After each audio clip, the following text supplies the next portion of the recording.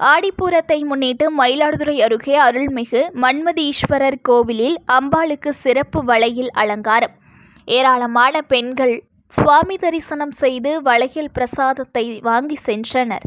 மயிலாடுதுறை மாவட்டம் கடைவீதியில் அருள்மிகு மன்மதீஸ்வரர் கோவில் அமைந்துள்ளது. இக்கோவிலில் ஆடி மாசத்தை முன்னிட்டு ஆடி வெள்ளி, ஆடி செவ்வாய், ஆடி அமாவாசை உள்ளிட்ட நாட்களில் அம்பாளுக்கு சிறப்பு அபிஷேகம் ஆராதனை செய்யப்பட்டது. இதனைத் தொடர்ந்து ஆடிப்பூரத்தை முன்னிட்டு இன்று ஆதிசக்தி அம்பாளுக்கு சிறப்பு அபிஷேகம் செய்யப்பட்டு சந்தன காப்பு அலங்காரத்தில் எழுந்தருள செய்யப்பட்டது.